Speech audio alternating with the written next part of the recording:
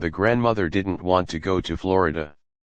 She wanted to visit some of her connections in East Tennessee, and she was seizing at every chance to change Bailey's mind. Bailey was the son she lived with, her only boy. He was sitting on the edge of his chair at the table, bent over the orange sports section of the journal. "Now look here, Bailey," she said, "see here, read this," and she stood with one hand on her thin hip and the other rattling the newspaper at his bald head. "Hear this fellow that calls himself the Misfit is a loose from the federal pen and headed toward Florida, and you read here what it says he did to these people. Just you read it. I wouldn't take my children in any direction with a criminal like that a loose in it. I couldn't answer to my conscience if I did." Bailey didn't look up from his reading, so she wheeled around then and faced the children's mother, a young woman in slacks, whose face was as broad and innocent as a cabbage and was tied around with a green head kerchief that had 2 points on the top, like rabbit's ears. She was sitting on the sofa, feeding the baby his apricots out of a jar. "The children have been to Florida before," the old lady said. "You all ought to take them somewhere else for a change so they would see different parts of the world and be broad. They never have been to East Tennessee." The children's mother didn't seem to hear her, but the 8-year-old boy, John Wesley, a stocky child with glasses, said, "If you don't want to go to Florida, why don't ya stay at home?" He and the little girl, June Starr, were reading the funny papers on the floor. "She wouldn't stay at home to be queen for a day," June Starr said without raising her yellow head. "Yes, and what would you do if this fellow, the Misfit, caught you?" the grandmother asked. "I'd smack his face," John Wesley said. "She wouldn't stay at home for $1,000,000, June Starr said. "Afraid she'd miss something. She has to go everywhere we go." "All right, miss," the grandmother said. "Just remember that the next time you want me to curl your hair." June Starr said her hair was naturally curly. The next morning the grandmother was the first one in the car, ready to go. She had her big black valise that looked like the head of a hippopotamus in one corner, and underneath it she was hiding a basket with Pitty Sing, the cat, in it. She didn't intend for the cat to be left alone in the house for 3 days because he would miss her too much. And she was afraid he might brush against one of the gas burners and accidentally asphyxiate himself. Her son, Bailey, didn't like to arrive at a motel with a cat. She sat in the middle of the back seat with John Wesley and June Starr on either side of her. Bailey and the children's mother and the baby sat in front, and they left Atlanta at 8:45 with the mileage on the car at 55,890. The grandmother wrote this down, because she thought it would be interesting to say how many miles they had been when they got back. It took them 20 minutes to reach the outskirts of the city. The old lady settled herself comfortably, removing her white cotton gloves and putting them up with her purse on the shelf in front of the back window. The children's mother still had on slacks and still had her head tied up in a green kerchief, but the grandmother had on a navy blue straw sailor hat with a bunch of white violets on the brim and a navy blue dress with a small white dot in the print. Her collars and cuffs were white organdy, trimmed with lace, and at her neckline she had pinned a purple spray of cloth violets containing a sachet. In case of an accident, anyone seeing her dead on the highway would know at once that she was a lady. She said she thought it was going to be a good day for driving, neither too hot nor too cold, and she cautioned Bailey that the speed limit was 55 miles an hour and that The patrolmen hid themselves behind billboards and small clumps of trees and sped out. After you before you had a chance to slow down. She pointed out interesting details of the scenery, Stone Mountain, the blue granite that in some places came up to both sides of the highway, the brilliant red clay banks slightly streaked with purple, and the various crops that made rows of green lacework on the ground. The trees were full of silver white sunlight and the meanest of them sparkled. The children were reading comic magazines and their mother had gone back to sleep. Let's go through Georgia fast so we won't have to look at it much, John Wesley said. If I were a little boy, said the grandmother, I wouldn't talk about my native state that way. Tennessee has the mountains and Georgia has the hills. Tennessee is just a hillbilly dumping ground, John Wesley said, and Georgia is a lousy state too. You said it, June Star said. In my time, said the grandmother, folding her thin-veined fingers, children were more respectful of their native states and their parents and everything else. People did right then. Oh, look at the cute little pickaninny, she said and pointed to a Negro child standing in the door of a shack.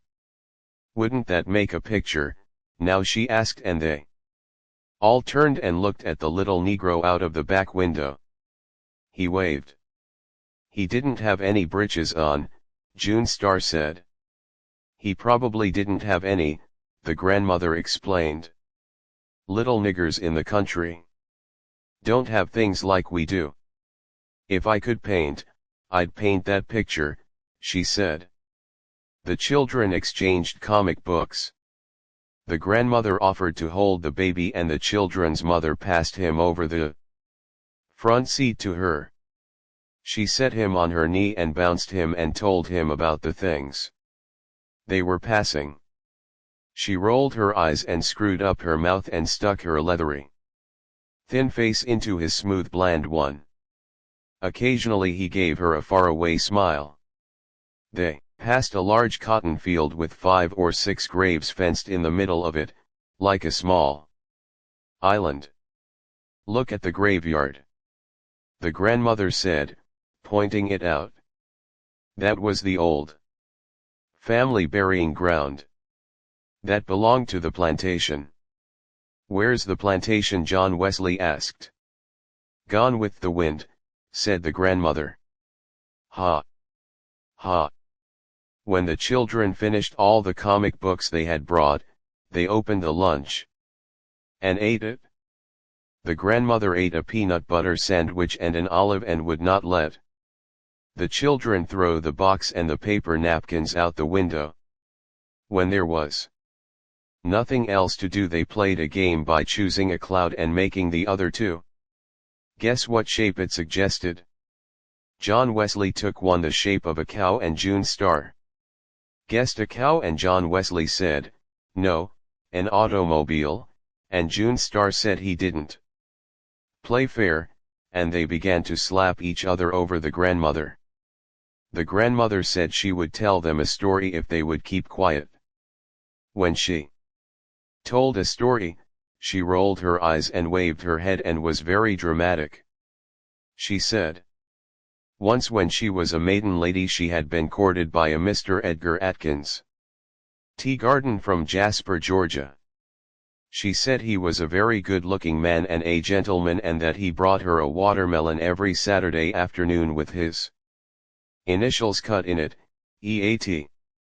Well, one Saturday, she said, Mr. Teagarden brought the watermelon and there was nobody at home, and he left it on the front porch and returned in his buggy to Jasper, but she never got the watermelon, she said, because a nigger boy ate it when he saw the initials, EAT. This story tickled John Wesley's funny bone and he giggled and giggled, but June Star didn't think it was any good. She said she wouldn't marry a man that just brought her a watermelon on Saturday. The grandmother said she Would have done well to marry Mr. Teagarden because he was a gentleman and had bought Coca-Cola stock when it first came out, and that he had died only a few years ago, a very wealthy man. They stopped at the tower for barbecued sandwiches. The tower was a part stucco and part wood filling station and dance hall set in a clearing outside of Timothy. A fat man named Red Sammy Butts ran it, and there were signs stuck here and there on the building, and for miles up and down the highway saying, "Try Red Sammy's famous barbecue." None like famous Red Sammy's. Red Sam, the fat boy with the happy laugh. A veteran. Red Sammy's your man. Red Sammy was lying on the bare ground outside the tower with his head under a truck, while a gray monkey about a foot high, chained to a small chinaberry tree, chattered nearby. The monkey sprang back into the tree and got on the highest limb as soon as he saw the children jump out of the car and run toward him. Inside, the tower was a long dark room with a counter at one end and tables at the other, and dancing space in the middle. They all sat down at a board table next to the Nickelodeon, and Red Sam's wife, a tall burnt brown woman with hair and eyes lighter than her skin, came and took their order. The children's mother put a dime in the machine and played the Tennessee Waltz, and the grandmother said that tune always made her want to dance. She asked Bailey if he would like to dance, but he only glared at her. He didn't have a naturally sunny disposition like she did, and trips made him nervous. The grandmother's brown eyes were very bright. She swayed her head from side to side and pretended she was dancing in her chair. June Star said play something she could tap to, so the children's mother put in another dime and played a fast number, and June Star stepped out onto the dance floor and did her tap routine. "Ain't she cute?" Red Sam's wife said, leaning over the counter. "Would you like to come be my little girl?" "No, I certainly wouldn't," June Star said. "I wouldn't live in a broken down place like this for $1,000,000. And she ran back to the table. "Ain't she cute?" the woman repeated, stretching her mouth politely. "Aren't you ashamed?" hissed the grandmother. Red Sam came in and told his wife to quit lounging on the counter and hurry up with these people's order. His khaki trousers reached just to his hip bones, and his stomach hung over them like a sack of meal swaying under his shirt. He came over and sat down at a table nearby and let out a combination sigh and yodel. "You can't win," he said. "You can't win," and he wiped his sweating red face off with a gray handkerchief. "These days you don't know who to trust," he said. "Ain't that the truth?" "People are certainly not nice like they used to be," said the grandmother. "Two fellers come in here last week," Red Sammy said, driving a Chrysler. "It was a old beat-up car, but it was a good one, and these boys looked all right to me.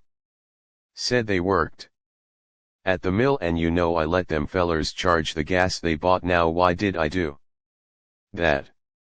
"Because you're a good man," the grandmother said at once. "Yes'm, I suppose so," Red Sam said, as if he were struck with this answer.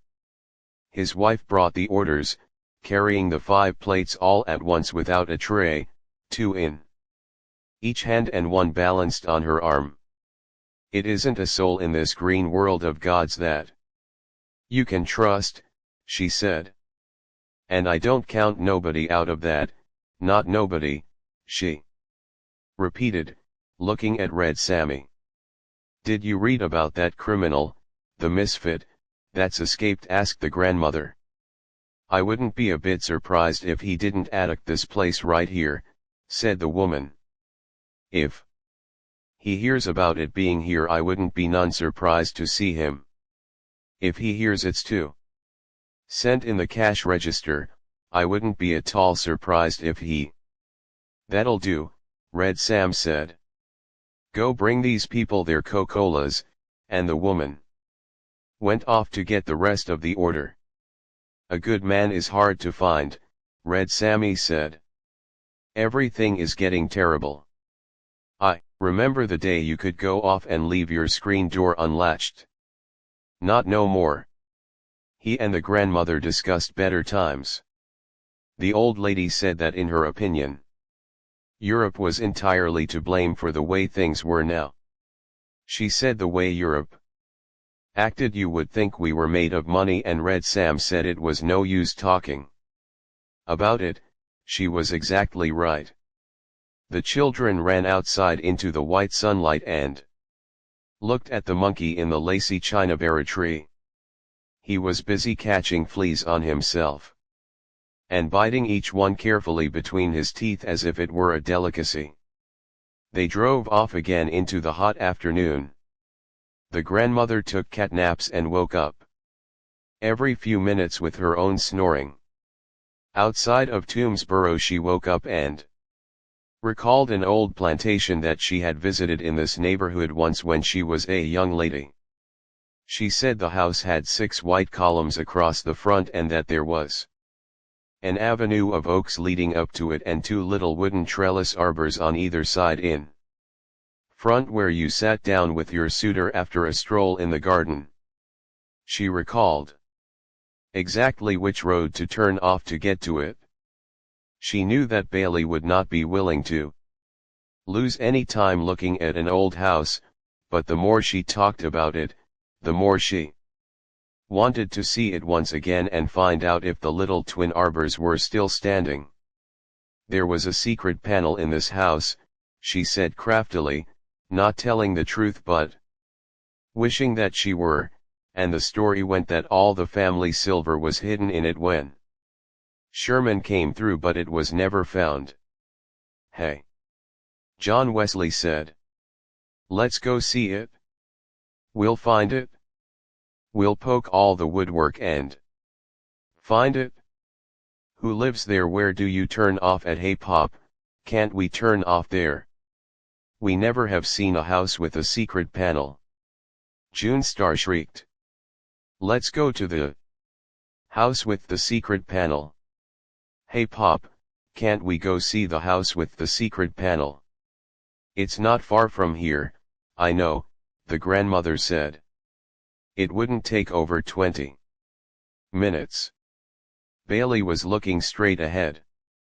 His jaw was as rigid as a horseshoe. No, he said. The children began to yell and scream that they wanted to see the house with the secret panel. John Wesley kicked the back of the front seat and June Star hung over her mother's shoulder and whined desperately into her ear that they never had any fun even on their vacation, that they could never do what they wanted to do. The baby began to scream and John Wesley kicked the back of the seat so hard that his father could feel the blows in his kidney. All right? He shouted and drew the car to a stop at the side of the road. Will you all shut up? Will you all just shut up for 1 second? If you don't shut up, we won't go anywhere. It would be very educational for them, the grandmother murmured. All right, Bailey said, but get this, this is the only time we're going to stop for anything like this. This is the one and only time. The dirt road that you have to turn down is about a mile back, the grandmother directed. I marked it when we passed. A dirt road, Bailey groaned. After they had turned around and were headed toward the dirt road, the grandmother recalled other points about the house, the beautiful glass over the front doorway and the candle lamp in the hall. John Wesley said that the secret panel was probably in the fireplace. You can't go inside this house, Bailey said. You don't know who lives there. While you all talk to the people in front, I'll run around behind and get in a window. John Wesley suggested. "We'll all stay in the car," his mother said. They turned onto the dirt road and the car raced roughly along in a swirl of pink dust. The grandmother recalled the times when there were no paved roads and 30 miles was a day's journey. The dirt road was hilly, and there were sudden washes in it and sharp curves on dangerous embankments. All at once they would be on a hill, looking down over the blue tops of trees for miles around, then the next minute, they would be in a red depression with the dust-coated trees looking down on them. "This place had better turn up in a minute," Bailey said, "or I'm going to turn around." The road looked as if no one had traveled on it in months. "It's not much farther," the grandmother said, and just as she said it, a horrible thought came to her. The thought was so embarrassing that she turned red in the face and her eyes dilated and her feet jumped up, upsetting her valise in the corner. The instant the valise moved, the newspaper top she had over the basket under it rose with a snarl and Pitty Sing the cat sprang onto Bailey's shoulder. The children were thrown to the floor and their mother, clutching the baby, was thrown out the door onto the ground. The old lady was thrown into the front seat. The car turned over once and landed right side up in a gulch off the side of the road. Bailey remained in the driver's seat with the cat, gray striped with a broad white face and an orange nose, clinging to his neck like a caterpillar. As soon as the children saw they could move their arms and legs, they scrambled out of the car, shouting, "We've had an accident." The grandmother was curled up under the dashboard, hoping she was injured so that Bailey's wrath would not come down on her all at once. The horrible thought she had had before the accident was that the house she had remembered so vividly was not in Georgia but in Tennessee. Bailey removed the cat from his neck with both hands and flung it out the window against the side of a pine tree. Then he got out of the car and started looking for the children's mother. She was sitting against the side of the red-gutted ditch, holding the screaming baby, but she only had a cut down her face and a broken shoulder. "We've had an accident." The children screamed in a frenzy of delight. "But nobody's killed," June Star said with disappointment as the grandmother limped out of the car, her hat still pinned to her head but the broken front brim standing up at a jaunty angle and the violet spray hanging off the side. They all sat down in the ditch, except the children, to recover from the shock. They were all shaking. "Maybe a car will come along," said the children's mother hoarsely. "I believe I have injured an organ," said the grandmother, pressing her side, but no one answered her. Bailey's teeth were clattering. He had on a yellow sport shirt with bright blue parrots designed in it and his face was as yellow as the shirt. The grandmother decided that she would not mention that the house was in Tennessee. The road was about 10 feet above and they could see only the tops of the trees on the other side of it. Behind the ditch they were sitting in there were more woods, tall and dark and deep. In a few minutes they saw a car some distance away on top of a hill, coming slowly as if the occupants were watching them. The grandmother stood up and waved both arms dramatically to attract their attention. The car continued to come on. Slowly, disappeared around a bend and appeared again, moving even slower, on top of the hill they had gone over. It was a big black battered hearse-like automobile. There were 3 men in it. It came to a stop just over them and for some minutes, the driver looked down with a steady expressionless gaze to where they were sitting, and didn't speak. Then he turned his head and muttered something to the other 2 and they got out. One was a fat boy in black trousers and a red sweatshirt with a silver stallion embossed on the front of it. He moved around on the right side of them and stood staring, his mouth partly open in a kind of loose grin. The other had on khaki pants and a blue striped coat and a grey hat, pulled down very low, hiding most of his face. He came around slowly on the left side. Neither spoke. The driver got out of the car and stood by the side of it, looking down at them. He was an older man than the other two. His hair was just beginning to gray and he wore silver rimmed spectacles that gave him a scholarly look. He had a long creased face and didn't have on any shirt or undershirt. He had on blue jeans that were too tight for him and was holding a black hat and a gun. The two boys also had guns. "We've had an accident," the children screamed. The grandmother had the peculiar feeling that the bespectacled man was someone she knew. His face was as familiar to her as if she had known him all her life, but she could not recall who he was. He moved away from the car and began to come down the embankment, placing his feet carefully so that he wouldn't slip. He had on tan and white shoes and no socks, and his ankles were red and thin. "Good afternoon," he said. "I see. You all had you a little spill." "We turned over twice," said the grandmother. "Once," he corrected. "We seen it happen." "Try their car and see will it run, Hiram," he said quietly to the boy with the gray hat. "What you got that gun for?" John Wesley asked. "What ya gonna do with that gun?" "Lady," the man said to the children's mother, "would you mind calling them children to sit down by? You children make me nervous. I want you all to sit down right together. There where you're at."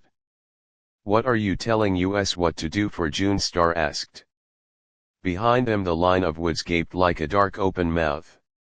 "Come here," said their mother. "Look here now," Bailey began suddenly, "we're in a predicament." "We're in?" the grandmother shrieked. She scrambled to her feet and stood staring. "You're the Misfit," she said. "I recognized you at once." "Yes'm," the man said, smiling slightly as if he were pleased in spite of himself to be known, "but it would have been better for all of you, lady, if you hadn't of recognized me." Bailey turned his head sharply and said something to his mother that shocked even the children. The old lady began to cry and the misfit reddened. "Lady," he said, "don't you get upset. Sometimes a man says things he don't mean." "I don't reckon he meant to talk to you that-a-way. You wouldn't shoot a lady, would you?" the grandmother said and removed a clean handkerchief from her cuff and began to slap at her eyes with it. The misfit pointed the toe of his shoe into the ground and made a little hole and then covered it up again. "I would hate to have to," he said. "Listen," the grandmother almost screamed, "I know you're a good man. You don't look a bit like you have common blood. I know you must come from nice people." "Yes ma'am," he said, "finest people in the world." When he smiled he showed a row of strong white teeth.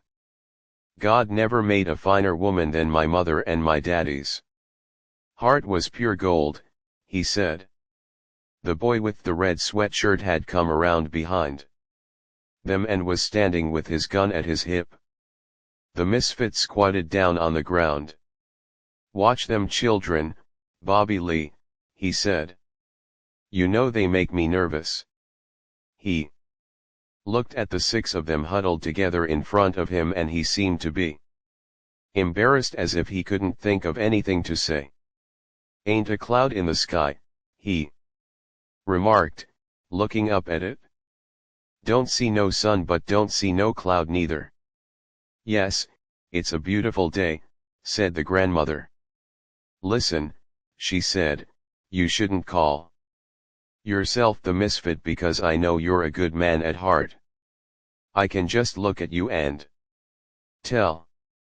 Hush! Bailey yelled. Hush! Everybody shut up and let me handle this. He was squatting in the position of a runner about to sprint forward, but he didn't move. I hate that, lady, the misfit said and drew a little circle in the ground with the butt of his gun. It'll take a half hour to fix this here car, Hiram called, looking over the raised hood of it. Well, first you and Bobby Lee get him and that little boy to step over yonder with you, the misfit said, pointing to Bailey and John Wesley. The boys want to ask you some dash thing, he said to Bailey. Would you mind stepping back in them woods there with them? Listen, Bailey began, we're in a terrible predicament. Nobody realizes what this is. And his voice cracked. His eyes were as blue and intense as the parrots in his shirt and he remained perfectly still. The grandmother reached up to adjust her hat brim as if she were going to the woods with him, but it came off in her hand. She stood staring at it and after a second she let it fall on the ground. Hiram pulled Bailey up by the arm as if he were assisting an old man. John Wesley caught hold of his father's hand and Bobby Lee followed. They went off toward the woods, and just as they reached the dark edge, Bailey turned and supporting himself against a gray-naked pine trunk, he shouted, I'll be back in a minute, Mama, wait on me. Come back this instant. His mother shrilled, but they all disappeared into the woods. Bailey boy, the grandmother called in a tragic voice, but she found she was looking at the misfit squatting on the ground in front of her. I just know you're a good man, she said desperately. You're not a bit common. No'm, I ain't a good man, the misfit said after a second as if he had considered her statement carefully, but I ain't the worst in the world neither. My daddy said I was a different breed of dog from my brothers and sisters. You know, Daddy said, it's some that can live their whole life out without asking about it, and it's others has to know why it is, and this boy is one of the latters. He's going to be into everything. He put on his black hat and looked up suddenly and then away deep into the woods as if he were embarrassed again. I'm sorry I don't have on a shirt before you ladies, he said, hunching his shoulders slightly. We buried our clothes that we had on when we escaped. And we're just making do until we can get better. We borrowed these from some folks we met, he explained. That's perfectly all right, the grandmother said. Maybe Bailey has an extra shirt in his suitcase. I'll look and see directly, the misfit said. Where are they taking him? The children's mother screamed. Daddy was a card himself, the misfit said. You couldn't put anything over on him. He never got in trouble with the authorities though. Just had the knack of handling them. You could be honest too if you'd only try, said the grandmother. Think how wonderful it would be to settle down and live a comfortable life and not have to think about somebody chasing you all the time. The misfit kept scratching in the ground with the butt of his gun as if he were thinking about it. Yes'm, somebody is always after you, he murmured. The grandmother noticed how thin his shoulder blades were just behind his hat because she was standing up looking down on him. Do you ever pray? She asked. He shook his head. All she saw was the black hat wiggle between his shoulder blades. No'm, he said. There was a pistol shot from the woods, followed closely by another. Then silence. The old lady's head jerked around. She could hear the wind move through the treetops like a long satisfied insuck of breath. "Bailey boy," she called. "I was a gospel singer for a while," the Misfit said. "I been most everything. Been in the armed service, both land and sea, at home and abroad, been twict married, been an undertaker, been with the railroads, plowed Mother Earth, been in a tornado, seen a man burnt alive oncet," and he looked up at the children's mother and the little girl who were sitting close together, their faces white and their eyes glassy. "I even seen a woman flogged," he said. "Pray, pray," the grandmother began, "pray, pray. I never was a bad boy that I remember of," the Misfit said in an almost dreamy voice, "but somewheres along the line I done something wrong and got sent to the penitentiary. I was buried alive," and he looked up and held her attention to him by a steady stare. "That's when you should have started to pray," she said. "What did you do to get sent to the penitentiary that first time?" "Turn to the right, it was a wall," the Misfit said, looking up again at the cloudless sky. "Turn to the left, it was a wall. Look up, it was a ceiling, look down, it was a floor. I forget what I done, lady. I sat there, trying to remember what it was I done. And I ain't recalled it to this day. Oncet in a while, I would think it was coming to me, but it never come." "Maybe they put you in by mistake," the old lady said vaguely. "No'm," he said. "It wasn't no mistake. They had the papers on me." "You must have stolen something," she said. The Misfit sneered slightly. "Nobody had nothing I wanted," he said. "It was a head doctor at the penitentiary said what I had done was kill my daddy, but I known that for a lie. My daddy died in 1919 of the epidemic flu and I never had a thing to do with it. He was buried in the Mount Hopewell Baptist churchyard and you can go there and see for yourself. If you would pray," the old lady said, "Jesus would help you." "That's right," the Misfit said. "Well then, why don't you pray?" she asked, trembling with delight suddenly. "I don't want no help," he said. "I'm doing all right by myself." Bobby Lee and Hiram came ambling back from the woods. Bobby Lee was dragging a yellow shirt with bright blue parrots in it. "Throw me that shirt, Bobby Lee," the Misfit said. The shirt came flying at him and landed on his shoulder and he put it on. The grandmother couldn't name what the shirt reminded her of. "No, lady," the Misfit said while he was buttoning it up, "I found out. The crime don't matter. You can do one thing or you can do another, kill a man or take a tire off his car, because sooner or later you're going to forget what it was you done and just be punished for it." The children's mother had begun to make heaving noises as if she couldn't get her breath. "Lady," he asked, "would you and that little girl like to step off yonder with Bobby Lee and Hiram and join your husband?" "Yes, thank you," the mother said faintly. Her left arm dangled helplessly and she was holding the baby, who had gone to sleep, in the other. "Help that lady up, Hiram," the Misfit said as she struggled to climb out of the ditch, "and Bobby Lee, you hold onto that little girl's hand." "I don't want to hold hands with him," June Star said. "He reminds me of a pig." The fat boy blushed and laughed and caught her by the arm and pulled her off into the woods after Hiram and her mother. Alone with the Misfit, the grandmother found that she had lost her voice. There was not a cloud in the sky nor any sun. There was nothing around her but woods. She wanted to tell him that he must pray. She opened and closed her mouth several times before Anything came out. Finally she found herself saying, Jesus.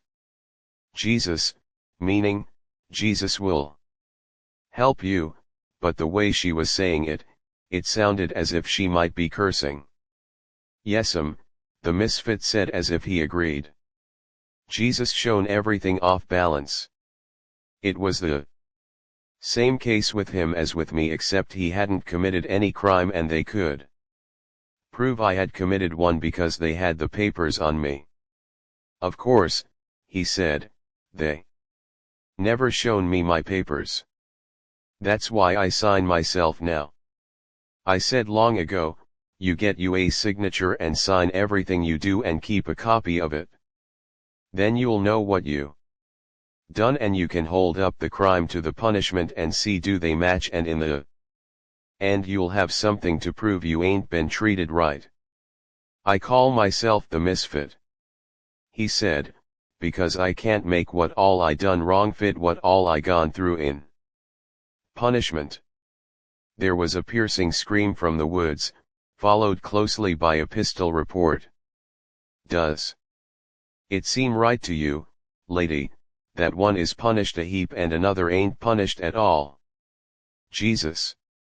The old lady cried. You've got good blood. I know you wouldn't shoot a lady.